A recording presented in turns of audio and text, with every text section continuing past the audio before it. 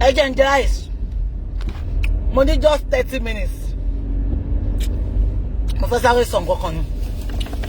Okay, sorry, guys.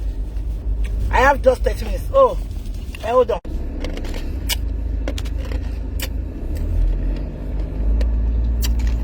Again, guys,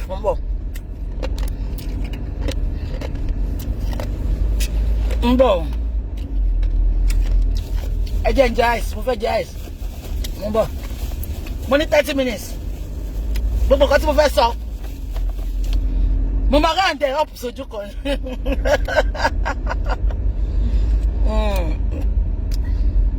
Esa dog. Mo dẹ̀ fẹ́ bú ẹ o. Ṣùgbọ́n wàá ṣe yàmọ̀ yàmọ̀ tí wàá fi bú ẹ ṣáà ni mo ń bọ̀. Ẹ jẹ́ sáré jẹ àìsí lè. Ń bọ̀.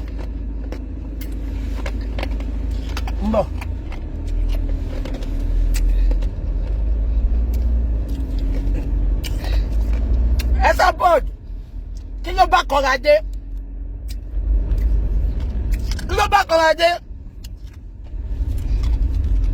Wọ́n ní lẹ́fọ̀ọ́. Ó lẹ́fọ̀ọ́ wọn ò ṣe torí àkìtàn. Dress here, nothing to write home about. Dress party here. Nǹkan tó bá lórí igbá ló mú. Oversize. Ó mú ní. Last one lórí igbá ló mú. Ó wọ aṣọ bẹ́ẹ̀ tó wọ night dress. 19 ni mo rò bó wọ́n jọ yẹn pé wọ́n múra fún ẹ lọ́wọ́ àlejò kan lẹ̀kùn. Ó wọ 90 ó sáré bọ́lẹ̀. Ó wọ night dress. Ó pè yẹn ní dress. Olórí burúkú ẹ wá ń sọ pé aṣọ olówó ńlá ló rà. Ẹ jẹ́ kí n flash gbogbo yín back. Ṣé gbogbo yín rántí ìgbà tí ìgbà tèmi àti Yáyé ọ̀rẹ́ mi Yáyé ọ̀rẹ́ mi ń sìn. Ṣé gbogbo yín rántí ìgbà tá ń jà? Ìgbà tó sọ pé gbogbo designer mi ń kọ́ o. Fake ni o. Ẹ jọ̀ọ́ gbogbo yín tẹ́ bá rántí kí ni mo ṣe. Mo jẹ gùnkè ìjọ náà. Mo gbé Chanel bàtà mi. Mo gbé síta mo dẹ̀ mú receipt sí. Gbogbo yín lẹ rí receipt mi ń jọ yẹn. Àbí gbogbo yín kọ́ lẹ rí receipt yẹn. Bàtà yẹn was over 500 pounds. Gbogbo yín rí receipt mi. Ìyá àtijọ́ tẹ́ Anamáyọ̀wá ti gbé fọ́tò aṣọ ẹ̀ síta ló ti sọ pé mo máa fi mail wọ̀nyí. Mo máa fi receipt wọ̀nyí. Ó máa fi wọn wá. Esabod alákìísà ní ayé ò ní dá. Orí tó ń pè mí lájẹ ni. Tí n bá jákẹ́ fún ẹ, mo kàn wò pé jẹ́ kó máa lọ. I don't have a time. Esabod orí tó ń pè mí lájẹ. Máa ṣe yàmàyàmà. Máa sọ di zero. From nothing to zero. Ẹnu mi máa fi nù ẹ́ pa. I swear to God. Tí bá dákẹ́ fún ẹmọ́ òbò mọ̀rọ̀ sọ. Ó wọ 90, ó sọ pé ó wọṣọ. Ó ní wọ́n ń ṣe replica àbólórí burúkú ni ẹni. Replica l'AliExpress. Gbé ànímọ̀ challenge bá wa post receipt àwọn nǹkan tó wọ̀ yẹn. That is number 1. Aṣọ green tó wọ̀ ńjọ́ yẹn. Àǹtí Kẹ́mi gbangba lásàlẹ̀ Amẹ́ríkà. Oh, Àǹtí Lọ́lá bone straight. Tẹ́ bá rí àwọn irun tá Àǹtí Lọ́lá fún mi. Àní mo rà àánú gbà. Tẹ́ bá rí àwọn irun tó fún mi. Irun over $2,000. Just irun méjì. Tony Sister Bukky ẹ lọ fi ṣe photo shoot birthday yín. Abẹ́yà wèrè ni. Àná sínú set. Aṣọ green tí Esabod wọ̀ mo ní red and white ẹ̀ tí bá ti ṣe chat tán. Màá post ẹ̀ kí gbogbo yín rí. Aṣọ yẹn àti 6-7 years ago ni mo ti wọ̀. Ìwọ wá wọ̀ yín ó sọ pé yẹn ṣo ojú ẹ̀ fọ́ ni. Aboya wèrè ni. Ó wọ ṣọ sẹ́gì. Ó wọ night dress. Ẹ jọ̀ọ́ ibo ẹ wo bá ṣọ yẹn ṣe ṣó. Ó dàbí ọmọ ọ̀dọ̀ tó mú lọ sí ṣọ́ọ̀ṣì tó wọṣọ aṣọ ọ̀gá ẹ̀ fún. Ẹ wo bí dress yẹn ṣe ṣó. Ẹ wo olóńwọ̀ ṣe mí sábẹ́ dress. Ó wá kí n lecture ẹ. Ó wá kí n kọ́ ẹ bó ṣe múra. Olóhun onídọ̀tí. Ìwọ sọ pé ọmọ àti Ẹlín ò ralé. Ayé ẹ̀ máa bàjẹ́ ni. Nǹkan tó ń bọ̀ lọ́nà ó máa ṣọ́ọ̀kì ẹ. Wo ò ní jẹ́ tán. Ìwọ sọ pé ọmọ àti Ẹlín ò ralé. Kí ló ń dùn ẹ̀ bẹ́ẹ̀? Ṣáǹtì Ẹlín ń bú ẹni. Ṣáǹtì Ẹlín wá bá ẹni. ṣáàtì ẹlí wa bẹ ẹni tó tún wá fi bú ọmọ ẹ̀ àní gbogbo nǹkan tó ń ta ẹ́ lára nù gbèsè ayé wa ló ń sọ ara ń ta ẹni sórí jọ máa bú mi o ẹ sábọ̀ tó bá dákẹ́ láti bú mi ọmọ àlè ni ẹ́ sórí bó ṣe sọ̀rọ̀ bọ̀dá Gabriel lẹ́ǹkan 500,000 100,000 lọ́nà márùn-ún là láti ta tún gbà lẹ́ni lálẹ́ yìí bó ṣe sọ̀rọ̀ mi tiẹ̀ tètè wẹ́ pọ̀ ń sọ̀rọ̀ the third person tó sanwó yẹn ló sọ pé Sister Bukky mo ò fẹ́ sanwó ìtẹ́lẹ̀ ṣùgbọ́n ọ̀rọ̀ tí ìyá yẹn sọ lálẹ́ tó fi ń mọ̀kì bọ̀dá yẹn tí gbogbo wa dẹ̀ rí pé ilẹ̀ yẹn òótọ́ ni scam mo ní kí ló ṣẹlẹ̀ mo ń bọ̀ láti fi ṣẹ́gun ni mo ní kí ló ṣẹlẹ̀ mà àwọn níyà olórí burúkú yẹn ti ń bu yín ó sọ pé ẹ fẹ́ kówó jẹ ó ń dùn ẹ́ ó sọ pé wọ́n tó lè sọ̀rọ̀ lórí social media jọ́ta ló fún ẹ lẹ̀ ṣọ́ fún ẹ lẹ̀ wọ́n ò fún àwọn ọmọ ẹgbẹ́ ọ̀rá àánú gbà àwọn tó tẹ̀lé ọ̀rá àánú gbà ara ń ta ìpéyìn o ìṣọ́kí o ìpéyìn o ipò fún wa nílẹ̀ wo ẹ fún mi ní just 1 month wàá rí changes tó máa wà lórí ilẹ̀ yẹn wàá rí ojú ẹ ló máa ṣe ó ní kó lọ gbé placard kó sọ pé scammer ni mí àwọn èèyàn mọ̀ mí náà wọ́n mọ̀ mí lọ́ ṣe support mi wọ́n mọ̀ pé 10 kọ́bọ̀yàn kàkà kí n wá jí owó olówó máa tún fún wọn ni jọ náwó séèyàn tó ṣe lóore rí tó gbà padà oore give and take Esabod tí n bá gbé àpótí tiẹ̀ ò ní jẹ́ tán àpò lórí burúkú lélẹ́yìn ni ó wojú ni gbogbo yín ẹ jẹ́ tètè polówó ìyá alágbó ń bọ̀ lọ́la mo ń gbé ìyá alágbó bọ̀ live and direct gbogbo àìsàn tó bá ṣe yín pátápátá mo ti ń ṣàánú ẹ láti jọ ẹ tí n bá gbé ìyá alágbó yẹn wá sórí Facebook ṣó ti ẹ̀ ń tà tẹ́lẹ̀ ṣó ń tà ní olórí burúkú gbogbo ewé tó dàbí bí ewé táwọn ewúrẹ́ máa ń jẹ olóṣì olóòrùn ẹnu ló fi sọ pé máa fi ímeèlì wọ̀nyí olórí wèrè ẹ wo bàtà tó wọ̀ bí àwọn bike man bàtà ẹ̀dá bí àwọn tó máa ń wa bike ẹ mọ Charlie Boy ẹ máa wọ bàtà Charlie Boy tó máa ń níṣó lórí yẹn bí bàtà tó wọ̀ ẹ wo gbogbo èkó ẹ̀ bó ṣe lọ́pọ̀ ìwọ́n threaten èmi ó mọ̀ guy ni ó mọ̀ èmi mo fún ẹ voice Esabod èmi mo sọ fún ẹ èmi mo kó ẹ lóró èmi ló wá fẹ́ lò fún padà ò ní jẹ́ tán ìwọ sọ pé mo lè dẹ́kọ̀ kò ní dá fún ẹ kò ní dá fún dáńkù Genesis àbólórí burúkú jọlẹ̀ yìí méjèèjì ni ìwọ lèmi ò lè dẹ́kọ̀ ó mọ gbogbo ẹ̀ṣẹ̀ tí wọ́n ṣẹ̀ ni ó mọ gbogbo ẹ̀ṣẹ̀ tó ṣẹ̀ ni COVID-19 wà ń ta ni tí ìbá dẹ́kọ̀ kí n show location mi pè mí lọ́mọ àlè èmi ló ń dẹ́rù oko ńlá bà ó ti gbà pé ọmọ làjẹ́ ni mí ni èmi ò lè dẹ́kọ̀ Genesis ló kéré jù nù nǹkan tí mo fẹ́ lọ bá lẹ́kọ̀ọ́ àbólórí burúkú ni Genesis ni Genesis ó já bọ̀dá Tóyìn lólè ó gba 1 million ó fẹ́ yẹ ká revisit case yẹn ṣó fẹ́ kí ni kó gbé fídíò lọ sọ́dọ̀ bàtà ó mọ̀ pé mo bo Genesis láṣìírí ni àṣírí tó fẹ́ tú síta mo dẹ̀ mú bọ̀dá Tóyìn mo ní bọ̀dá Tóyìn ẹ má sọ̀rọ̀ mọ́ à á ṣàánú fún yín ó kọ̀ láìkó máa kó bá àwọn pípù yìí ni ṣó fẹ́ yẹ kó lọ interview bọ̀dá Tóyìn kí bọ̀dá Tóyìn sọ bó ṣe gba owó bó ṣe fi orí bọ̀dá yẹn gba 1.62 million tí ò kó fún èmi gangan 200,000 ni mo sọ fún 200,000 because tó bá ti ń ṣètọrẹ àánú fáwọn èèyàn bẹ́ẹ̀ yẹn ó máa sọ pé ó máa pè wá àwa tó máa ń pè wá personally ẹ ṣàánú mi o mo ti lọ dá gbèsè sí yín lọ́rùn o ẹ máa support mi ni o ó ní bọ̀bọ́ yẹn fẹ́ gbalé ó fẹ́ ṣe gbogbo ẹ̀ mo dẹ̀ ní dádì I will send you 200,000 I have my receipt ẹ lọ wo month tó ṣe kíní yẹn fún bàbá yẹn kẹ́ wo ìgbà tí mo send owó yẹn sí I have a record of everything ó kàn fẹ́ jẹ́ ká tún drag Genesis ni mo fẹ́ drag Genesis mo jẹ́ kí Genesis máa lọ ṣùgbọ́n tó bá lọ sọ pé ó wá lọ ń bú bọ̀dá Tóyìn just because bọ̀dá Tóyìn rà àánú gbà olórí burúkú ẹ èèyàn mélòó ló ṣe charity fún rí olóṣì aláṣọ ọ̀sẹ́gì ó wọ aṣọ tó fi ń ṣẹ́gì ó sọ pé òun wọ aṣọ gidi àdínkù mú rìsíìtì síta ẹ rí bó ṣe òun ló ń sọ òun ló ń kú kò ní ìdí kó sọ̀rọ̀ tó bá wọ nǹkan gidi òun ló máa sọ́ra ẹ̀ àwọn èèyàn ló máa ní Anamáyọ̀wá kàn mọ̀ kẹ́ ní pé nǹkan gidi ló wọ̀ ó wá ń jà àtijọ́ Sunday ló ti ń ja ìjà pọ́n sọ pé owó fake aṣọ sóòdùn ẹ̀ if they pay you definitely fake laṣọ tó wọ̀ nìyẹn AliExpress ló wọ̀ tí ò bá ń ṣe AliExpress ò ní bọ́ta kó máa jà kó máa gbogbo èpè tó ń ṣe gbogbo yẹn lọ́wọ́ ṣó tí mo ṣe níjẹta mo ò ṣépè fún mo kàn sọ pé ọmọ ẹ̀ àkọ́bí ẹ̀ ń pòdípọ̀ bí ògì tútù ní Tina ó ń pòdípọ̀ bí ògì tútù ní ìdí tó pọ̀pọ̀ títí ọmọ kékeré tí ò ti pé 30 tó bímọ fún bàbá mẹ́rin at a young age tender age àbíkọ tí mo sọ yẹ yín Oh, lọ́rọ̀ mi lẹ́nu, the same repetition ni. Repetition ni gbogbo ọ̀rọ̀ ẹ. Àbí wèrè lélẹ̀ ni. Lafunky, la frying pan. Sori, mo mọ̀ pé wọ́n ló lọ sásá bẹ́ẹ̀. Ẹ̀sà dog. Ó kàn máa kóyà jẹra ẹni Lafunky. Tó bá mọ nǹkan tí mo ní lọ́wọ́. Lafunky, tó bá mọ nǹkan tí mo ní lọ́wọ́. Ó ní lọ báyàn kankan kó gbèjà ẹ̀. Gbogbo bí Déyìntọ́ Àlàbí Yellow tó ń fẹ́. Ọba in waiting. Tó ń fẹ́. Gbogbo bó ṣe ya òbú ẹ ṣe bẹ́ẹ̀ tìjà. Ṣe bẹ́ẹ̀ jà, àbẹ́ ìjà ni. Ẹjà ló fi wá sí Amẹ́ríkà náà. Ó fẹ́ bọ́ta ṣe show fún jọ yẹn. Wọ́n threaten ẹni. Ó ní tó bá ṣe show fún wọn, wọ́n á gbé òbú ẹ síta. Ó padà lọ bẹ̀bẹ̀ ní náà. Lafunky, máa finger gbogbo ojú ẹ. Àbólóṣì ni ẹ. Ilé wo ló kọ́? Jọ, ṣé helicopter ló bẹ ya fọ́tò ilé yẹn ni Lafunky? Lafunky, ilé yẹn jọ àwọn hòtẹ́ẹ̀lì short time. Ó ilé yẹn ni wo wallpaper, wo gbogbo ẹ̀ bó ṣe dọ̀tí. Ẹjọ́ ṣé lé tuntun nìyẹn ni? Ṣé bí lé tuntun ṣe rí ni Lafunky? You are a fake idiot.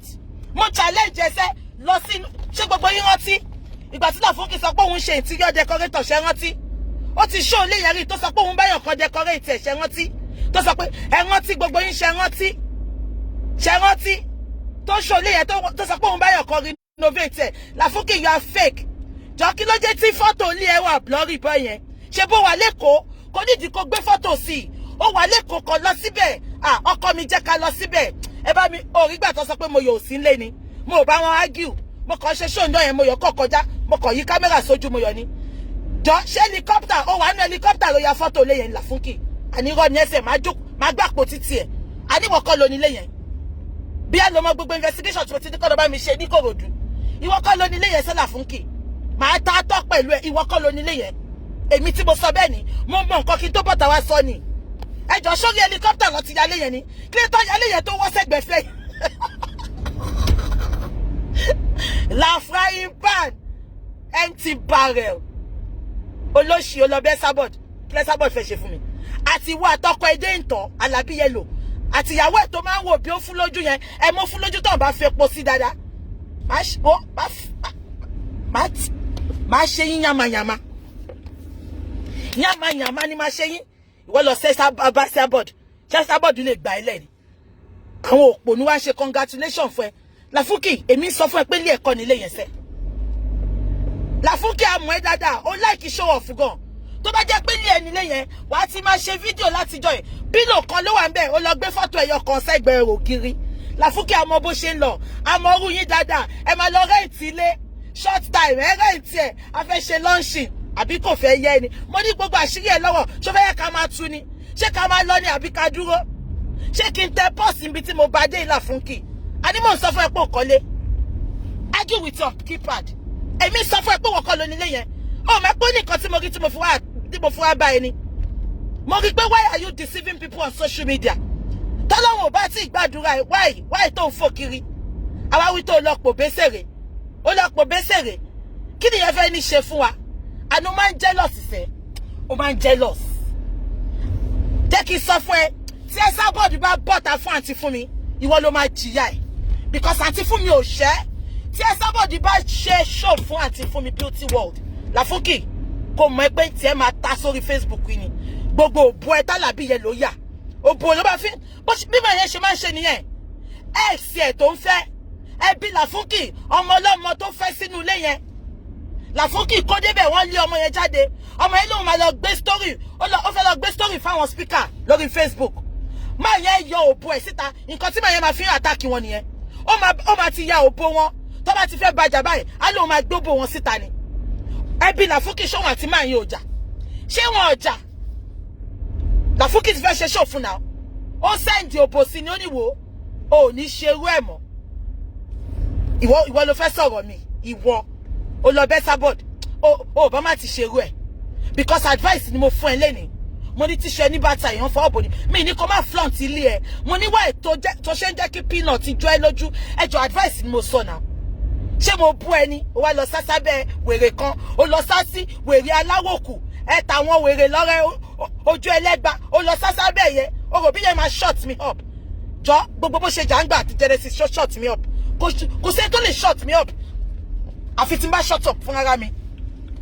mo ti bẹ wí lẹ́yìn sí bó ti dákẹ́ ó fi pé ọkọ lè gbèjà ẹ á fíńgà ojú ẹ jọmọ ń béèrè ni ṣé helicopter ló bẹ ya lé yẹn ni Èkó ló wà náà là fún kí lẹ́yìn tó ní lọ ṣe fídíò kó lọ sílé yẹn ká rí kó ṣe gbogbo ẹ kó ṣe gbogbo sẹ̀rẹ̀wẹ̀ ṣe bó fẹ́ ṣọ́ọ̀kì wa ní ká kúkú rí tán ṣó ní kọ́ bẹ́ẹ̀ ya fọ́tò yẹn ni àǹtí Ẹ́líìnì gbogbo ilé tó ń kọ́ gbogbo fọ́tò yẹn clear ló gbogbo bó ṣe bẹ̀rẹ̀ gbogbo bó ṣe kọ́ jọ ṣé ilé tọkọ ẹ jogún lẹ renovate ni ẹ wo bí ilé yẹn ṣe rí ó tiẹ̀ ní taste aṣọ ò tiẹ̀ lé wo bínú ilé yẹn ṣe rí ó dàbí àwọn hòtẹ́ẹ̀lì short time àwọn ó dàbí àwọn ilé Ìkòròdú tó yẹ pé ọ̀kadà mẹ́fà lẹ́ẹ̀ máa wọ̀kẹ́ tó débẹ̀ very local beach mo fẹ́ bú ẹ tẹ́lẹ̀ mo fẹ́ wá advice ẹ ni tó o bá lọ sọ fún spokesperson yẹn kó dákẹ́ ò ní jẹ́ tán èmi tí mo sọ bẹ́ẹ̀ fún ẹ ni Ọlọ́run pé mo jẹ́ lọ́sẹ̀ advice tí mo fún ẹ àwí tó lọ yálé òṣì kan I wish everybody the same ẹ jẹ́ máa mọ àdúrà tẹ máa ṣàmì sí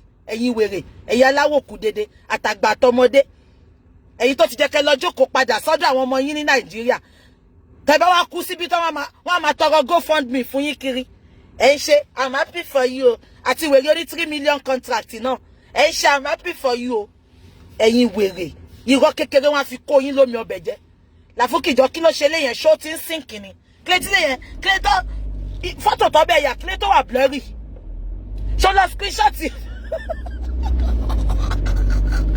àwọn àṣekọ àwọn fagídí jayé pọ̀ lórí social media yìí o àwọn fagídí ló gbà number 1 Làfúkì bó ti mọ̀ ẹ́ tipẹ́ mo mọ̀ ẹ́ gan mo mọ̀ ẹ́ jura ẹ lọ tó bá mọ̀ nǹkan tí mo ní lọ́wọ́ ò ní ṣerú ẹ̀ mọ́ olóṣì ṣó ti sọ 5 million tó jẹ́ àbó fẹ́ ká revisit case yẹn ṣọ̀bẹ̀pọ̀ gbẹ́jọ́ yẹn wá fẹ́mi náà mo ní kó fi ẹlẹ̀ ní pé kó fi ẹlẹ̀ ó jẹyàn ní 5 million náà jìbìtì ló lò fún wọn náà àwítọ́ ẹ sábọ̀dì ní cream ẹ dájú cream àti fún mi lọ tó bá ti kọ́kọ́ lọ tún skin ọkọ ẹ ṣe ó rí bọ́kọ ẹ ṣe rí ni ó dàbí àwọn àgbèrò wo bó ṣe rí báwo ni bàbá yẹn ṣe ń bẹ ẹ̀sùn ṣọ́bọ̀ wọ́n máa bó okó wọn náà ni wo bó ṣe rí very dirty looking man èmi kọ́ ni mo kọ́kọ́ bú náà ẹ sábọ̀dì ló kọ́kọ́ wá bú ọkọ ẹ lórí Facebook náà ó ti gbàgbé ni níjọ́ náà tẹ sábọ̀dì bẹ̀rẹ̀ tó pè wọlé tó sọ pé ẹ má bú o olóko mi nìyẹn o ó ti gbàgbé ni máa gbé fídíò yẹn síta wà tún gbọ́ ẹ sábọ̀dì ló máa ń kọ́kọ́ bà ayé yín jẹ́ ẹ wá tún sá padà lọ bá ó ti gbàgbé ni àwítọ́ wọ́n sọ pé skin cream ẹ dájú cream fún mi beauty world lọ àbọ̀ rí cream ẹni adíkọ́kọ́ tún ara ọkọ ẹ àti yálé ẹ ṣe tó bá ti tún ara wọn ṣe wàláì èmi gan máa bẹ́ẹ̀ polówó cream ẹ wá ara ọkọ ẹ máa gbé fọ́tò ọkọ ẹ síta tí bá ti ṣe tán ó dàbí many people mọ nǹkan tí mò ń sọ àwọn onírọ́ atúrọ́tà wọ́n máa parọ́ ni fake life yìí náà ni olóṣì aláìnírònú àwọn ẹbí ẹ̀ ń jìyà kiri ó gbé ya oníyà kan ó sọ pé my mother o mélòó lẹ tó fẹ́ lówó gbà lọ́wọ́ ẹ̀ mo tún sọ ó tọrọ òní ká má sòun náà ó tọrọ ni mo sọ náà kí tẹ wá dá sírọf kí tẹ dá sírọf ó ṣẹ̀mí lóòótọ́ náà bọ̀yá mayàmá tó ń ṣe ti pọ̀jù just because you want to spite somebody just because you wan compete pẹ̀lú sister Funmi beauty world that was why you are doing all that I told you I'm a psychologist I will tell you everything that is in your mind. Bó tí ìyá yẹn bá ṣe ń jáde fún mi ni mo máa gbé gbogbo story wa ti Alabi Yellow síta èmi ò gbéṣẹ́ ń ẹ o bòmí dáadáa kó jí sòrò gbogbo egun orí burúkú ìyá bọ̀dẹ̀ ìyá rádaràdà tó fi ẹ̀jẹ̀ yẹn wo wàá fi ṣẹ̀ sí ní Kòròdú ẹ̀ yẹn ni má lọ wá òwe mi dáadáa o gbogbo ọ̀pá wèrè ọ̀pá tó dàbí ọ̀pá tó fi ti kọ́kọ́ tó gbélé ẹ lọ́wọ́ tó lọ dé adé wèrè kan tẹ lọ rà ní Èkó yẹn má gbé dọ́dọ̀ tèmi o èmi ò wọ́n ẹ o ṣé mi jẹ́ tó bẹ̀rù oògùn èmi ò bẹ̀rù oògùn o ìyá ọmọdé wọ́n fi jẹ ìyá ọmọdé má lọ san lónìí tó gbàrẹ̀ Amẹ́ríkà padà àwọn olóṣì ìyá kan wá sọ pé torí o kọ́lé kí ló kàn mí pẹ̀lú kọ́lé èmi máa ń bá láyọ̀ yọ ni mo máa ń bá láyọ̀ yọ ni ó jẹ́ kí wọ́n gan mọ̀ mi hate nǹkan tó dáa but the fact pé o wá parọ́ fáwọn followers o wá lé àwọn èèyàn léré lórí Facebook kan tí mo sọ pé kò yé parọ́ nìyẹn èmi àti ẹ̀dẹ̀ mọ̀ pé wọ́n kọlu ànímọ̀ ìyáálé yẹn báwa wọnú ẹ̀ mo tún ti tiẹ̀ ó sáré lọ gbé fọ́tò sí so Làfúkì o máa ń gbọ́rọ̀ ó ṣí ọmọ mi mo tún fẹ́ dún ẹ̀ wò sí lọ́ba mi ṣe fídíò nulẹ̀ yẹn ṣe fídíò mbẹ́ mi fẹ́ fọ́tò bí kan náà ṣe lọ gbé fọ́tò ńgbà tó ṣe bẹ́ẹ̀ dé nìyẹn congratulations to me òun fi àná olóòṣì ni gbogbo ẹ̀yà ara lóyìnbó olóòṣì nìyí ṣe lé kíkọ́ la achievement ẹ sọ fún mi ẹ̀yin wèrè gẹ́gẹ́ ẹjẹ́ ìjẹ́ ẹ̀ ẹjẹ́ kí n jẹ́ ẹ̀ ń bọ̀ ẹ pàdé mi lórí ìkànnì lọ́la mo ń gbé yàrá gbogbo mo ń ṣeré o ẹ pé màá ti ń sọ tipẹ́ mo ní bẹ́ẹ̀ sábọ̀ ìdìjà mọ́ ráìvà òwò la máa jọ máa ṣe òun náà ń tàgbò mi náà ń tàgbò ìyára àgbò ń bọ̀ lórí ìkànnì lọ́la gbogbo nǹkan tó bá ṣe yín fibroid gbogbo nǹkan ẹ sọ bọ́ọ̀lù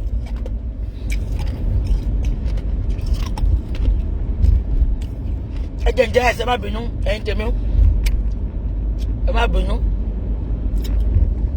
má bínú la traitor like frying pan jọmọ ń bí èrè ni ṣe helicopter lọ́gùn tọrọ bẹ́ẹ̀ yálé yẹn ni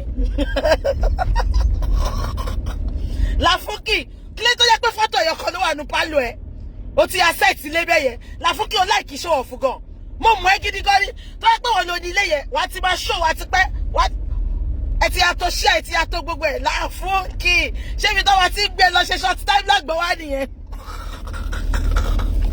ẹ látírẹ́tọ̀ ó wá gbé pílò kan tó ya fọ́tò ẹ ó wá gbé sórí iṣẹ́ àgẹ́ngẹ́ bí ìrí fọ́tò ọkọ ó dàbò gbé fọ́tò bàbá kan sí kọ́nà Láfúnkì ọmọ street lèmi ọmọ street máa analyse gbogbo ilé tó ṣó yẹn máa analyse ẹ̀ fún ẹ aṣọ òtí ẹ lé mo bá ewé òde tí a sáré lọ upload ilé ìwọ ṣe upload ilé yẹn látijọ́ yìí mo sọ pé inú ilé yọ àbí ilé ti dúró bẹ̀yẹ kí ló tó ṣe pàtí nínú ilé ẹ kí ló tó ṣe pàtí nínú ilé tó ti fẹ́ ṣì yẹn o fẹ́ lọ ṣe pàtí ìgbà tí mo challenge náà pọ́n field ẹ lọ bá mi wá invitation tó ṣe tẹ́lẹ̀ orí field school kan ló ti fẹ́ ṣe pàtí yẹn tẹ́lẹ̀ ó sáré lọ gbé sínú hall kan ó ti sọ pé hall làwọn ti fẹ́ ṣe é sìn Láfúnkì lọ ṣe pàtí yẹn mo challenge lọ ṣe pàtí yẹn nínú ọgbà ẹ lọ ṣe nínú ọgbà ẹ mo challenge Láfúnkì lọ bá mi ṣe pàtí yẹn náà tó bá ṣe nínú ọgbà mi nígbà o ọtí tó bá ṣe nínú ọgbà ẹ mo dẹ̀ máa wá investigative blogger ni mí tó bá ṣe nínú ọgbà ẹ mo fẹ́ ó ní àwọn kọ̀ọ̀kan tí mo fẹ́ rí abẹ́ẹ̀rí ni ó wá mú pílò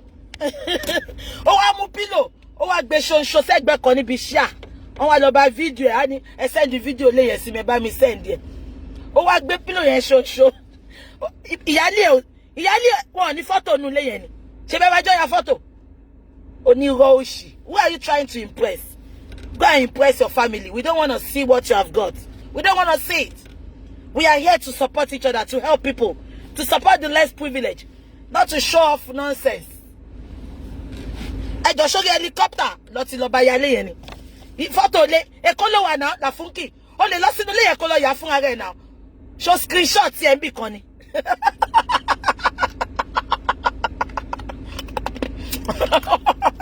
Ó sáré gbé yéṣi wèrè ọmọ ọ̀sá wọ́n ní mò ń bú àwí tán ìyá olórí burúkú sọ pé mò ń bú ẹ dókítà tó dájà àwọn tó ń bú lọ ni by the special grace of God mo gba ọdún mẹ́ta lọ́wọ́ ẹ ọmọ 43 ni ẹ 46 ni mí mo gba ọdún mẹ́ta lọ́wọ́ ẹ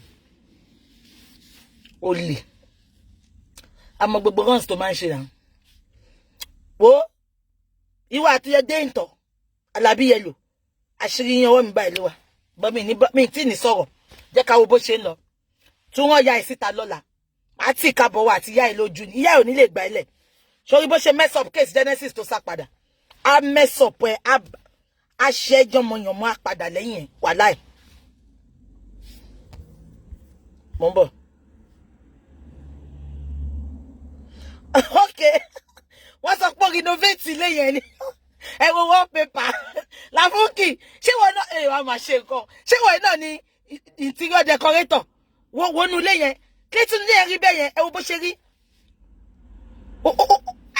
ní jet age ní computer age ó wá lọ screenshot ilé onílé kí ló ti picture ilé òun àwọn gullible àwọn ọmọ ewé tí gbogbo ewé ló kó àwọn ló lè máa shock àwọn ló lè máa fi gbogbo òṣì yẹn hàn olóòórùn oyin dọ̀tí àwítọ́ sọ pé ọmọ Anselin ò rálé kí kára máa ń ta yín náà ṣé tẹ́lẹ̀ ń bu ẹni wọ̀ ìyá ẹ̀ àná àwọn ọmọ ò lè tọ́ ọmọ àtẹ́lẹ̀ lálá wọn ò lè tọ́ ọmọ mi gan olórí burúkú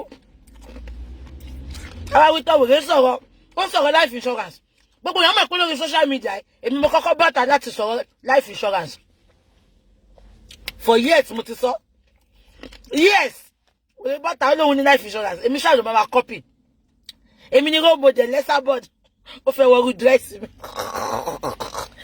wèrè wọ night dress mo rántí pé mátálánì lọ ti máa ń ta light dress yẹ ó máa gùn ni tó bá fẹ́ kó gùn tó bá fẹ́ kó kọ̀ tiẹ̀ olóhun ò ní dọ̀tí ara ta ó dún ó ń tẹnumọ́ ní ìraṣọ́lá AliExpress kò need ó máa ń bú mi gan náà ìgbà tí ò ṣẹlẹ̀ sí mi tiẹ̀ ní dáhùn mi ní dáhùn wàláhì tí ó bá ń ṣàwọn tó ń fún wa lówó ń sìn tó ń send owó pé ó sọ̀rọ̀ tó sọ pé ó attack bọ̀dá Tóyìn pé oníjìbìtì náà wàláhì mi ìmọ̀ pò ń ṣe show mo ti sọ tèmi mo ti kó oúnjẹ nìyẹn mo ṣáà rí pé àǹtí Tóyìn pè mí pé àwọn èèyàn márùn kan wọ́n send 100 pé èèyàn márùn kan san 100,000 500,000 mo nígbà wọ́n ní kò pẹ́ ń sìn ìkọ́ni wọ́n wá pè mí Sister Bukky mi ìfẹ́ sanwó tẹ́lẹ̀ torí owó pọ̀ lọ́ mi but torí pé ìyá yìí ó wá mọ̀ kí ẹni ẹlẹ́ni tí gbogbo á rí pé genuine ní gbogbo nǹkan tẹ́ ṣe nínú kò sí yẹn mo ti fún yín 100,000 máa screenshot fún yín máa gbé sórí ẹ̀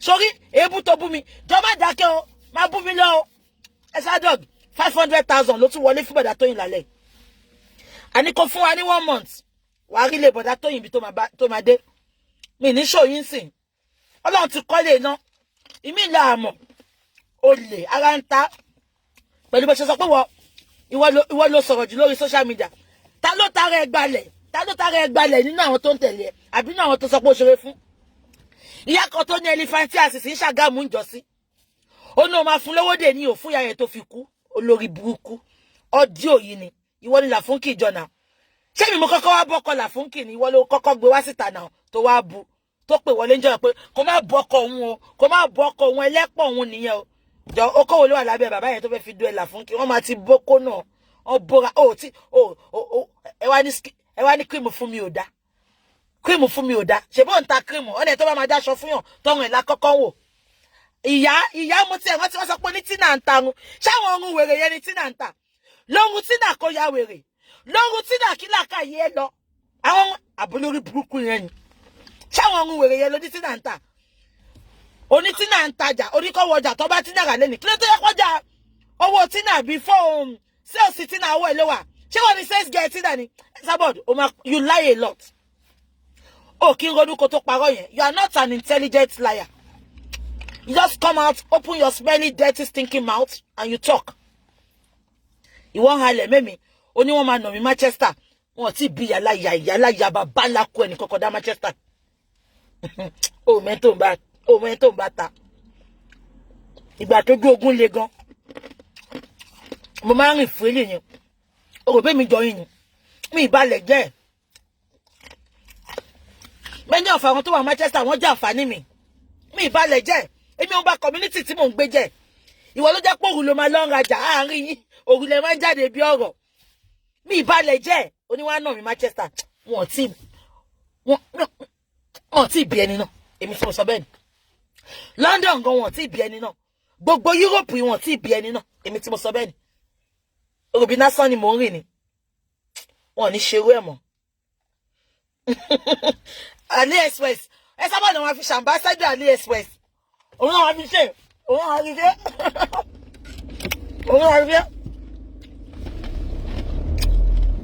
ó dùn àtijọ́ Sunday kò sí mi pàtí tó ṣe rárá ó bọ́ta ni owó wà ní Express why you bothered tó bá wò ó ní láti wá ṣàlàyé fún wa just leave it jẹ́ kó máa sọ lọ àwọn ló lẹ́nu wọn but ó ti sọ wà obvious pé gbogbo ibi tó ti ra nǹkan ẹnìyẹn ó tún ra bàtà wèrè wọ bàtà power bike ó wá wọ ṣòkòtò gbogbo ẹ̀ ó ń bá lè ṣọ̀tá ni olófo ó lack everything ló lack ó dàbí ọkùnrin wèrè very ugly bastard olóṣì olóhùn èmi ni wọ́n fẹ́ sọ̀rọ̀ sí tí bá dákẹ́ mo dákẹ́ fún ẹni kó ṣe bí tiẹ̀ aláàjì ni bó tiẹ̀ dá ní kankan lò lọ́dá ya yẹn lò lórí burúkú ni aláàjì gan mú ẹ̀ ó ní kí lọ dá ẹ lóhùn wọ́n ní tí ìgbà tí ẹ̀dá yọ̀ kan lókè lọ da ẹ lóhùn máa fún ẹ jẹ́ yàmàyàmà.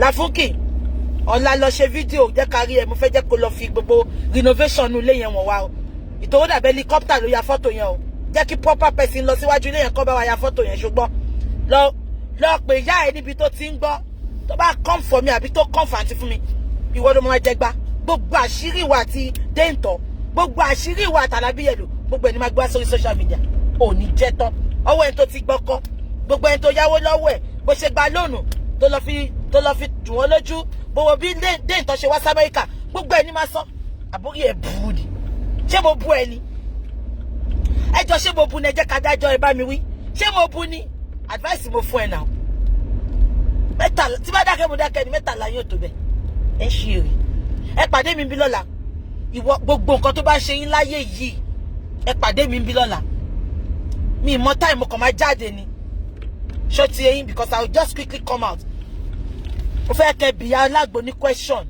nǹkan tó bá ń ṣe yín free consultation I'm gonna bring her live and direct tomorrow ẹ lọ kọ wọn tẹ fẹ́ sílẹ̀ mo eléyìí mi ìparọ́ fún yan Ọlọ́run ṣe pé máa ti ń sọ bọ̀ kàn máa wò pé ẹ kì í fi ilé kó máa ṣeré ọwọ́ ẹ kó máa tagbo ẹ lọ bọ́ ó ti jẹ́ tán lálẹ́ rival òwò mo fẹ́ bá Esabod ṣe lórí social media sí rival òwò agbógidi tí ò ṣàgbo àgbo scammer coriander agbógidi a máa gbé wá ṣe ti gbọ́ ẹ jẹ́ kí n máa lọ mo ti débi iṣẹ́ màá bá yín sọ̀rọ̀ lọ́la ṣe gbọ́ kò sí lára mi ó ti rẹ̀ mí mo fẹ́ lọ ibi iṣẹ́ ló wà lọ́kàn mi màá bá yín sọ̀rọ̀ lọ́la ṣe gbọ́